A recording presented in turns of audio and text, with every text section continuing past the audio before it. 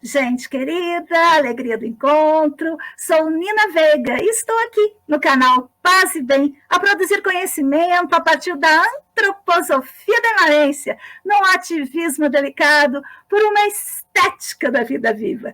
E hoje vamos para o nosso segundo episódio do programa, da 13ª temporada do nosso programa, que tem como título Antroposofia da imanência, ativismo delicado por uma estética da vida viva.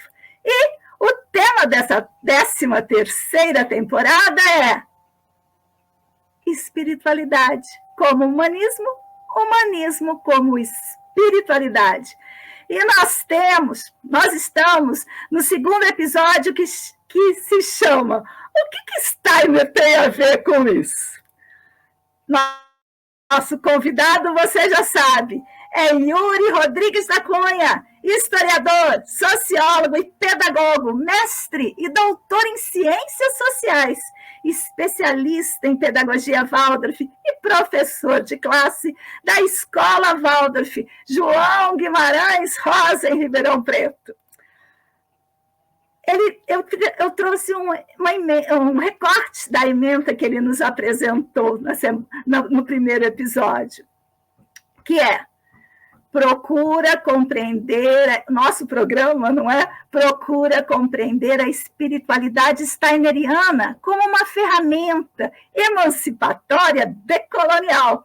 A partir dessa cosmovisão, a cosmovisão de Steiner, da antroposofia, apresenta outra relação entre o sujeito e objeto, sem a lógica de dominação de um sobre o outro. É o nosso maior desejo, não é? Olha só, nesse episódio 2, o professor doutor Yuri trará para nós a localização dos problemas nas obras de Steiner. Então, vamos chamá-lo aqui, deixa eu ver se eu encontro. Opa! Vou até trocar ele de lugar, para depois ele poder deixar ele grande, como vocês já sabem. Yuri, querido, como você está? Estou bem, Nina, por aqui tudo certo, espero com vocês também, com você também, com os nossos ouvintes e ouvintes também. Muito bem. Então, eu vou te passar a palavra para você fazer a sua introdução e, na medida que eu me der alguma ideia, eu entro aí no meio, tá bom? Combinadíssimo. Então, vou te aumentar o tamanho e tirar o meu som. Muito bem. No nosso último encontro, no nosso primeiro encontro, né? A principal questão que eu trouxe aqui para a gente refletir, a convite da Nina, tinha a ver com essa dimensão do humanismo como espiritualidade como humanismo, né? E refletimos, conversamos um pouco, a Nina e eu, sobre a necessidade de transvalorar esses conceitos, tanto do humanismo quanto da espiritualidade. Na medida em que falávamos sobre isso, pensávamos um pouco sobre esses dilemas, sobre esses conceitos e a complexidade que eles têm para nós, nos deparamos com a seguinte questão, né? Como que a gente pode, né? Como que podemos, de alguma forma, num tempo que a gente vive, nos abrir para cosmovisões, para perspectivas que não vão se basear somente numa lógica eurocentrada ou numa espiritualidade eurocentrada, para que a gente aqui do Brasil possa refletir e construir nossos próprios caminhos. Então, esse humanismo e essa espiritualidade que falávamos há pouco, ou que comecei a apresentar aqui para nós, ela está vinculada a essa necessidade de pensar esse humanismo como uma dimensão em que amplia a possibilidade de outras cosmovisões, que não se sustentam apenas num paradigma desencantado e materialista dessa filosofia europeia, mas que nos permita compreender e dialogar e tecer com outras cosmovisões africanas, dos povos originários das Américas, né, dessa dimensão afro-indígena, e como que a gente pode também, então, a partir daí, construir e trazer para o diálogo outras possibilidades de saberes, outras lógicas de saberes que nos ajudam a compor. E aí, diante disso, a pergunta que se coloca é, e o que Steiner tem a ver com isso? Não é essa nossa pergunta desse nosso bate-papo de hoje. Então, o Steiner tem a ver o quê? Bom, primeiro que quando a gente fala de humanismo e de espiritualidade, evidentemente o Steiner está completamente atravessado por esses dois conceitos. E na medida em que ele é atravessado por esses dois conceitos, né, como vocês sabem, e certamente a Nina já deve ter contado e falado muito do Steiner aí para todos vocês, né, o Steiner, ele... Pode atender, tranquilo. Eu só dei um tempinho para ele. Diga, meu amor. Como vocês sabem, temos aqui 2 lindas meninas e um porquinho da Índia.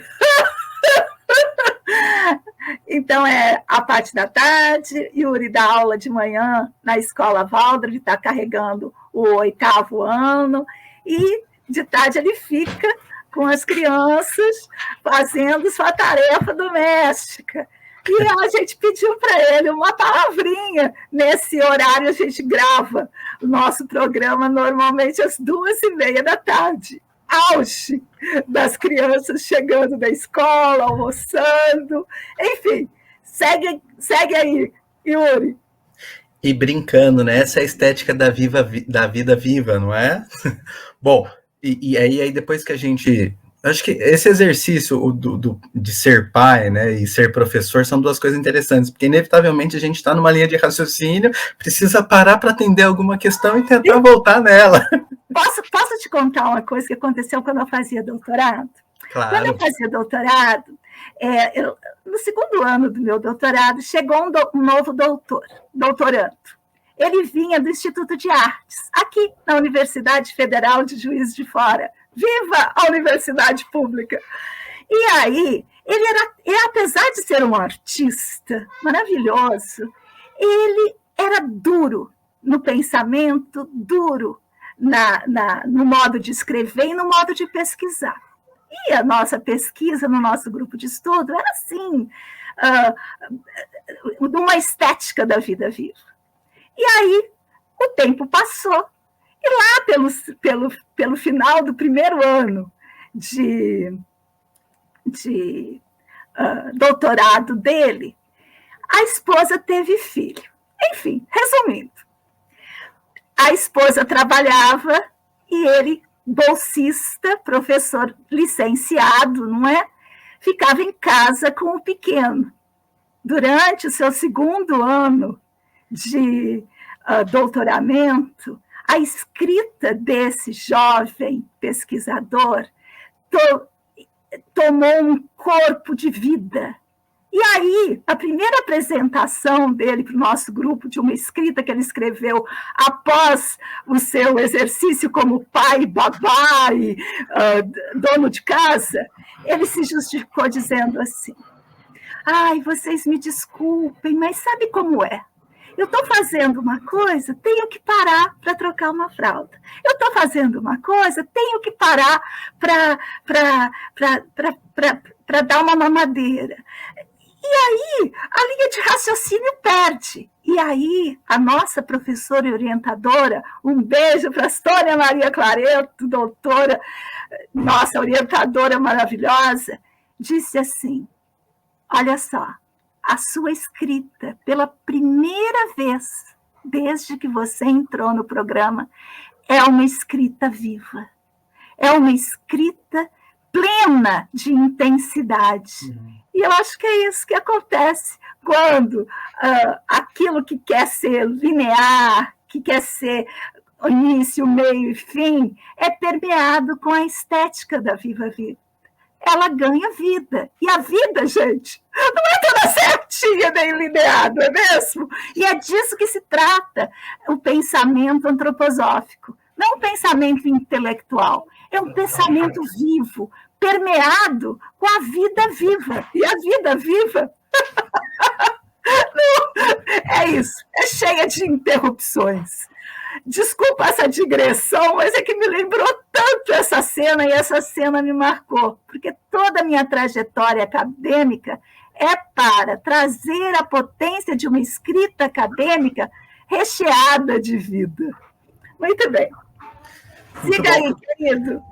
E é isso, né? A vida, ela não é linear. A vida, ela não é esse recorte que a gente faz e coloca dentro de um objeto de pesquisa e faz aquele recorte, fala de introdução, fala de fundamento, de método. De repente, nós estamos no meio da nossa vida e o nosso objeto, pensando nessa lógica acadêmica, esse nosso objeto se mostra completamente diferente. E aí, o que a gente tem que fazer? Ou a gente muda a nossa teoria para se adequar ao objeto, ou a gente tenta mudar o objeto, o que muitas vezes, ou na maioria das vezes, não é possível.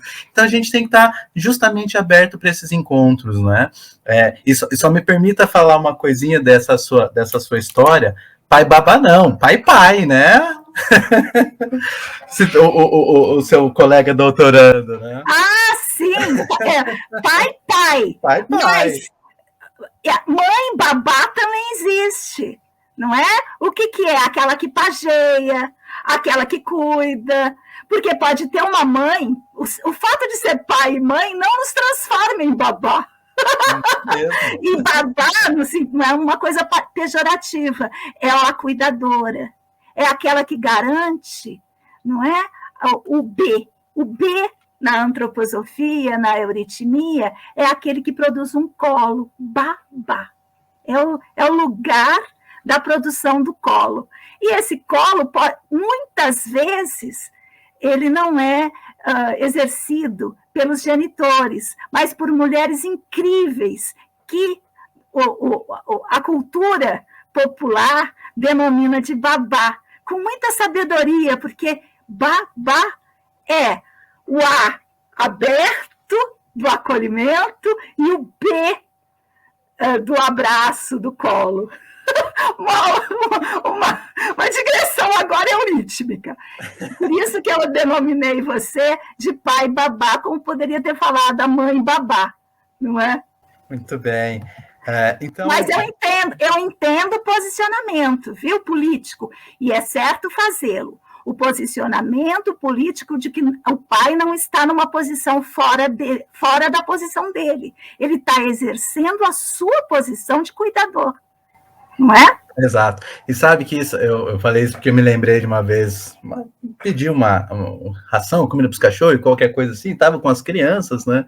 E aí o entregador veio e falou, tá de babá? Eu falei, não, tô de pai mesmo. Aí ele ficou sem graça, né? Não, tá tudo certo. Né? Eu não sei, a gente pode dizer isso, mas pode dizer também, tô sim. Eu sou a babá. Sim. Né? Euritmicamente sim, politicamente não. Fazer um gesto eurítmico. Depende do ponto de vista. São pelo menos 12, não é? Olha, isso então, já que você falou de ponto de vista, né, a gente trouxe na ementa a questão da cosmovisão, eu separei um pedacinho aqui, eu estava procurando uma chance de trazer, mas antes de você entrar na sua aula, que você preparou mesmo, eu vou trazer um exercício, exatamente, que Steiner traz, logo aqui na página 22 do Filosofia da Liberdade.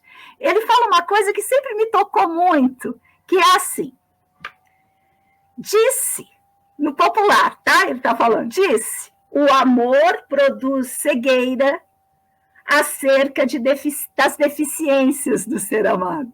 Essa é a cultura popular. Ih, tá cego de amor. Mas olha como ele dá uma virada. Justamente você estava falando, né? Dá uma virada. Ele fala assim, a coisa também pode ser invertida. Então, disse A, o amor abre justamente os olhos para as suas qualidades. Muitos passam por elas sem nada ver. Alguém vê as qualidades e por isso ama. Por isso o amor acorda em sua alma. Então, eu acho que é um pouco isso o que é uma cosmovisão. A gente pode falar de um certo jeito, que é o senso comum, que é a cultura popular, tudo bem, mas também a gente pode tentar inverter para buscar naquilo uma micropolítica associada a uma estética da vida viva, que é aquilo que todo mundo quer, né? Todo mundo está querendo viver. Bem, fiz a minha terceira digressão e agora prometo que paro. Faça sempre que for necessário, Nina. É muito bem-vinda. Não é necessário, mas é tão gostoso conversar, né? Eu sou uma conversadora, sabe? Eu adoro conversar. Então, é isso. Mas quero te ouvir. E é bonito essa inversão, né, que de alguma maneira o Steiner coloca, né? Ele não é aquilo que o amor não é o que nos cega, mas é o que nos permite ver aquilo como tal é, né? E nesse sentido, voltando àquela primeira prosa lá, aquela história de filho, ele nos permite ver com amor aquilo que a gente é, porque de alguma maneira educar filho é educar uma miniatura de si, não é? E aí a gente se depara com uma série de questões que nós temos e que eles de alguma maneira imitam e reproduzem e nos convidam amorosamente a nos transformarmos, né? Buscarmos sermos pessoas melhores. E dizer tudo isso tem a ver, claro, que com essa perspectiva de uma cosmovisão do que o Steiner tem a ver com isso, porque não é aquele humanismo linear que vem lá do Renascimento como um processo de racionalidade do ser humano, de domínio do objeto, de manipulação desse objeto, desse ser racional, não é? Que chega até no Kant, nessa relação dessa maioridade, enfim, não é? E ao mesmo tempo, então, quando a gente pensa nesse humanismo transvalorado, é justamente isso, é essa vida que é dos contornos, das curvas, das parábolas nem sempre discretas, não é? Que demandam coisas que sim nos completam. Então, nesse sentido, a linearidade, ela só nos ajuda em alguns momentos para fazer um desenho geométrico. Claro, às vezes é importante, mas para a vida, tá? A vida ela não tem essa retitude, não é? Ela nos demanda tudo isso. E claro, então pensando um pouco nesse sentido, né? E o que o Steiner, então, tem a ver com isso? Onde que isso se localiza dentro desse pensamento steineriano, né? Bom, é inegável que, como eu ia falar sobre isso, né? Que a Nina já deve ter conversado muito sobre o Steiner com vocês, e todos sabemos que o Steiner ele é herdeiro de uma escola europeia, não haveria de ser diferente, né, pelo tempo, pelo espaço que ele viveu, por aquilo que se produzia de conhecimento na Europa naquele momento e o que era compreendido como a essência ou aquilo que há de mais entre um caminhão de aspas superior e humano que o ser humano já tinha tido, né, e havia produzido como o desdobramento de toda aquela crise que vem da escolástica e por aí vai, né? Bom, o Steiner, ele bebe basicamente em 3 autores que estão dialogando a todo instante com o humanismo. Ora criticamente, ora não, né? Que são quem? Goethe, Kant e Nietzsche. Não há como a gente pensar o Steiner fora dessa tríade de autores. Claro, existem tantos outros que influenciam o pensamento do Steiner, mas é daí que ele vai trazer aquilo que eu estou usando como argumento de tentar mostrar o que o Steiner tem a ver com isso, o que o Steiner tem a ver com essa valoração dessa espiritualidade e desse humanismo, né? E claro, aqui nós brincamos e falamos lá, né, dessa coisa da paternidade como elemento político, e é político não só de um ponto de vista, o que eu quero chamar a atenção aqui, que esse humanismo e essa espiritualidade são políticas, não políticas do P minúsculo, da política partidária, mas daquela política que afirma a vida, que nos faz sermos também seres humanos. Afinal, né, a maneira como organizamos a nossa vida, seja ela em qual dimensão for, orientado por qual cosmovisão for, ela e está numa dimensão política, né? É claro que a gente pode até falar, bom, a gente pode usar outro conceito que não política, do pós, do grego, enfim, e claro, podemos, mas por enquanto vamos usar isso não como um conceito fechado, mas como uma caracterização, porque as caracterizações, elas não são importantes, não é? Bom, dito isso, então, o que é importante a gente pensar aqui? Porque o Steiner, quando ele começa os seus textos, né, a escrever os seus textos. Ele começa lá no GA1, que é a obra científica do Goethe. Eu olho aqui porque eles ficam aqui em cima de mim na biblioteca, e às vezes o nome, a gente precisa olhar para lembrar, né? Então, na obra científica do Goethe, quando ele vai escrevendo excertos sobre uma dimensão científica do pensamento do Goethe, né? Até ele chegar na cosmovisão do pensamento do Goethe, depois no Verdade e Ciências no GA3, na Filosofia da Liberdade no GA4, ele está, de alguma maneira, se debruçando sobre esse pensamento goetheano e como esse pensamento do Goethe reverbera nele e como que, a partir dessa reverberação viva desse pensamento, ele olha para aquilo que era produzido até então, como o pensamento do Kant, né? Aquilo que havia de massa humanismo. Então, a gente parte de uma perspectiva do Goethe, que fala de um humanismo, que podemos dizer aqui, de um humanismo que vai se compreender enquanto ser humano, ou que esse ser humano é esse ser aberto, é esse ser das paixões, da literatura, esse ser artístico que observa o mundo, que contempla o mundo, que permite o mundo viver em si ou viver no mundo. Então, essa, de alguma maneira, essa inspiração que o Steiner vai buscar no Goethe.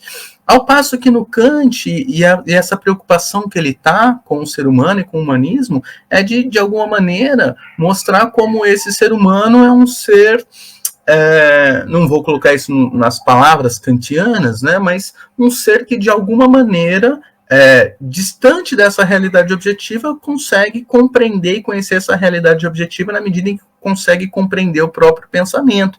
Porque o Kant está tentando, de alguma maneira, resolver um problema da filosofia sobre se é possível conhecer ou se não é, se é possível chegar à verdade ou se não é, e de alguma maneira, para ele conseguir dar um veredito sobre isso, ele vai apelar justamente para quê? Para essa dimensão da razão, para aquilo que é possível de ser compreendido e conhecido, né? Então, sei lá, se a gente for pensar pitorescamente o Kant, né? Deus é possível de conhecer, a espiritualidade, isso que a gente está chamando de espiritualidade, é possível de conhecer? Não é possível de ser compreendida racionalmente, cientificamente. Se não é, então não deve ser objeto de estudo da ciência. Ela pode ser outro campo, pode ser humanismo, pode ser tantas outras coisas aí, que para a gente não tem discussão, não tem validade, critério de verdade.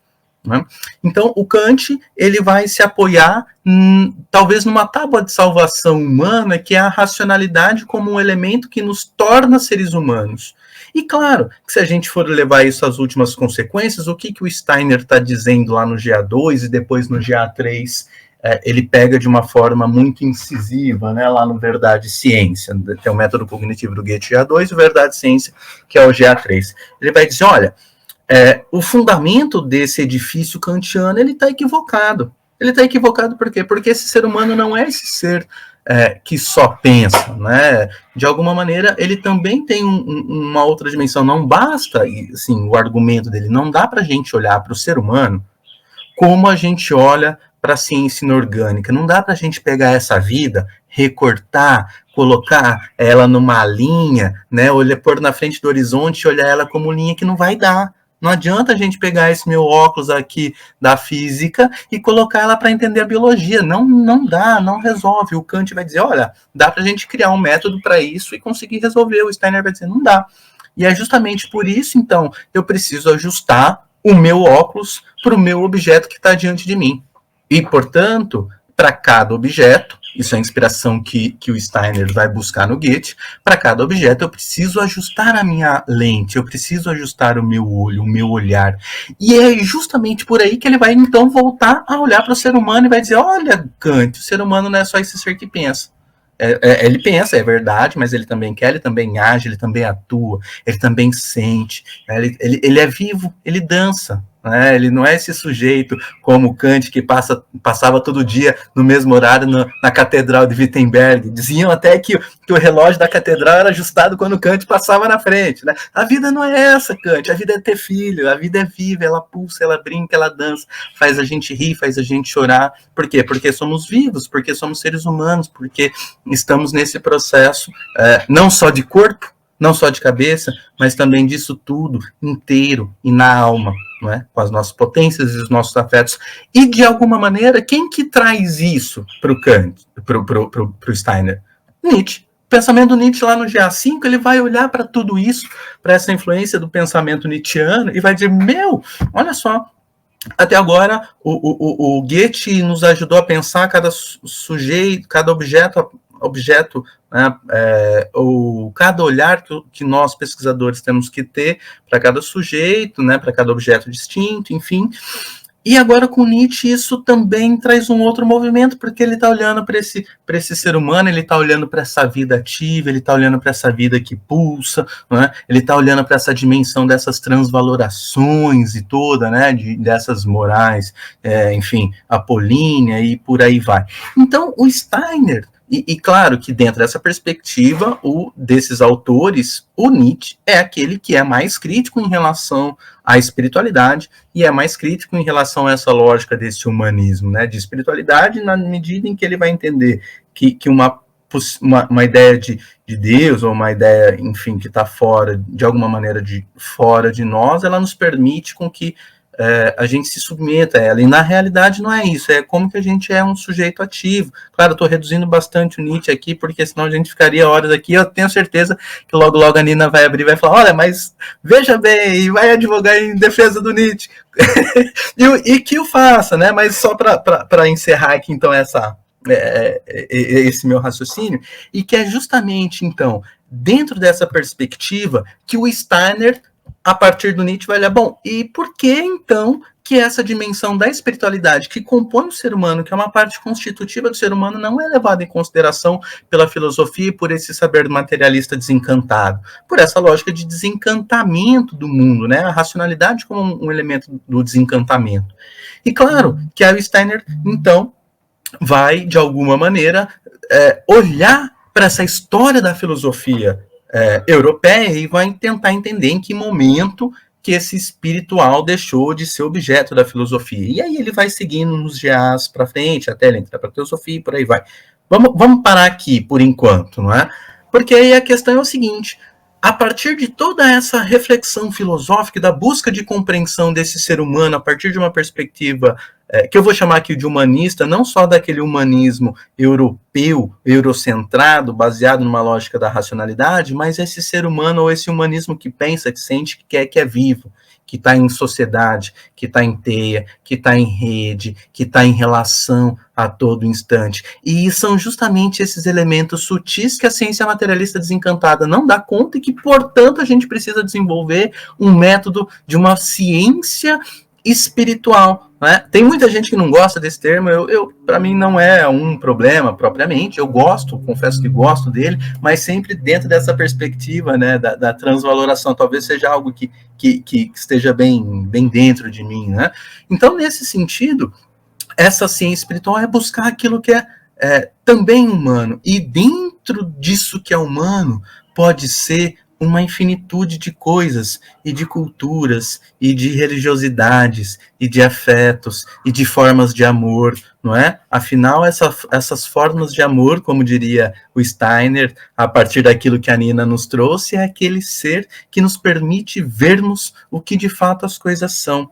E aí, nesse sentido, a espiritualidade e esse humanismo, no Steiner, ele vai trazer sob essa ótica dessa dimensão do ser humano, de valorar o ser humano. E aí, claro, que essas perguntas que ele inaugura, que ele vai tentar responder ao longo da vida, e ele vai escrever um monte de coisa. Tem coisas que, como diria Belchior, eu não estou interessado em nenhuma teoria. Né? O que me importa, às vezes, são mais as perguntas, porque elas nos ajudam a refletir o nosso tempo, nos ajuda a pensar o nosso tempo, porque a resposta que o Steiner dá, embora muito interessantes e bacanas, ela está circunscrita a um tempo, a um espaço, às vezes nos ajuda, às vezes nos atrapalha, às vezes nos permite ir, às vezes a gente tem que dar um passo para trás, porque essa é a dinâmica da vida. A vida não é esse fiozinho linear, não é? Essa vida é essa vida que dança, que pulsa, enfim, que nos permite sentir.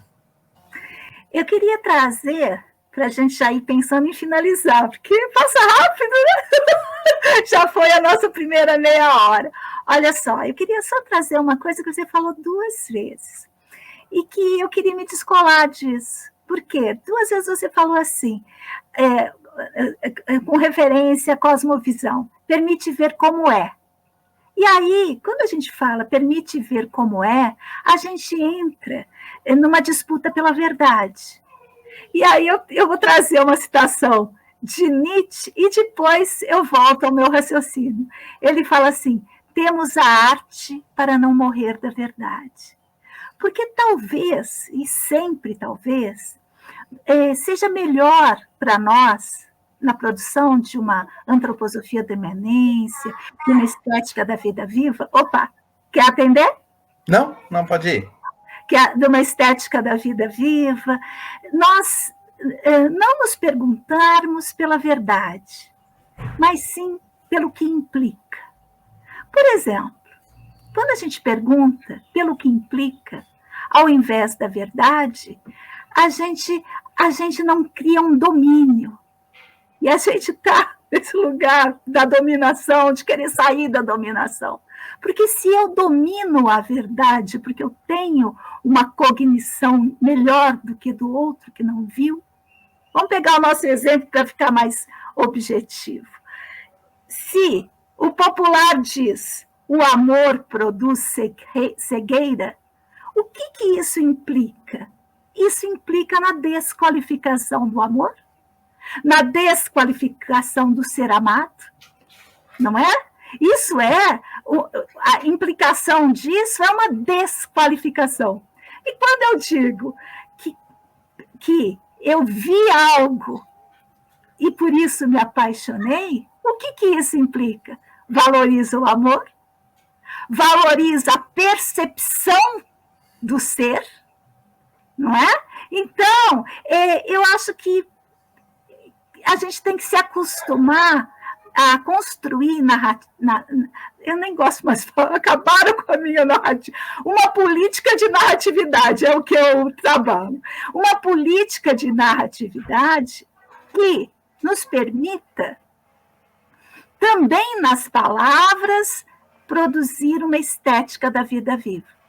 E ao perguntar, na minha perspectiva, pelo que implica, ao invés de disputar o domínio da verdade, para mim isso me encaixa melhor na minha política da existência. Eu estou repetindo política, por quê? Porque dentro daquilo que eu frequento, eu tenho sempre uma ética da existência, uma estética da existência, que é isso que a gente sempre vem trazendo como uma estética da vida viva aqui no programa, e uma política da existência. E todas elas, juntas, formam o nosso modo de estar no mundo. Só queria trazer isso para a gente já ir pensando em fechar. E o mais interessante, né, eu me lembrei do próprio Steiner, lá no GA6, quando ele vai retomar o Goethe, que ele falava sobre essa personalidade do Goethe, né? Ele falou, o Goethe não quer ter razão, mas quer estar na busca daquilo que é verdadeiro. Quer dizer, de alguma forma, é aquilo que a gente vê, né? Esse sujeito desinteressado, mas que busca conhecer pelo próprio prazer de se conhecer, né? E aí eu acho que é mais do que isso. Quando ele fala isso, ele não quer ter razão, mas ele quer o verdadeiro, porque nessa perspectiva que eu estou trazendo, que é a perspectiva da antroposofia da imanência, das filosofias da imanência, que é o lugar que eu habito, o verdadeiro, ele é a posteriori, ele não é prévio, ele não é um dado, é aquilo que você produz enquanto vive. O verdadeiro, ele tem um valor no seu significado para a singularidade. E não é uma verdade, porque o problema não é a verdade, mas a verdade prévia, a verdade Sim. dada, a verdade oculta, onde só passando por um determinado caminho você vai encontrar. E a verdade que quer dominar. É disso que a gente procura se afastar. Que é justamente a não verdade, porque a verdade ela não está numa relação de dominação, não é? É quase que o Manuel de Barros, né? Tem o privilégio de não saber quase nada, e isso explica o resto. Um pouco por aí, nessa literatura menor, não é? A literatura que não quer ser o máximo, mas que quer celebrar as mínimas coisas. Como diz Nietzsche lá, os acontecimentos odiernos, os menores acontecimentos. Dentro dessa perspectiva, podemos ir encerrando, Yuri. Muito obrigado, Nina. Podemos sim. Não, se você quiser falar mais um pouquinho e fechar, pode. A gente não tem horário fixo, mas eu gosto de ir até, no máximo, 40 minutos. E, então, assim, para a gente encerrar e já deixar aí um gostinho de quero mais, né, para o nosso próximo encontro, a ideia posterior, então, é a gente olhar agora um pouco mais de perto, pegar uma lente de aumento e olhar um pouquinho mais de perto, investigar um pouquinho mais de perto essas sutilezas de pensar a partir do Steiner. Então, respondemos essa pergunta, o que o Steiner tem a ver com isso? Tudo, tem tudo a ver. E essa espiritualidade no Steiner, essa antroposofia, o que significa essa antroposofia como praxis, não é? Como que o Steiner vai colocar essa dimensão de uma espiritualidade em parte das obras dele? Deu uma pista aqui que começa um pouco lá na filosofia, não é? E aí a ideia, então, é a gente olhar um pouco mais de perto para isso, para ver essa transvaloração dessa dimensão de espiritualidade no Steiner. Não essa espiritualidade que quer se postar como a verdade, que, portanto, todos têm que seguir, se não seguir, eu baixo sob a força. Não é essa, mas é aquela que nos permite com que busquemos, a partir dos nossos impulsos, responder às questões, como diria o Nietzsche, mais odiernas da vida, não é? E aquilo, então, que nos cabe, que nos afirma enquanto ser humano, enquanto vida, enquanto potência. E, mais uma vez, muito obrigado, Nina, pelo convite, por essa prosa, por esse bate-papo, por essa troca sempre muito rica e muito inspiradora. E eu adoro escutar essas crianças brincando aí pertinho de você. Aqui em casa não tem mais criança, só tem jovem na faculdade, estudando direito.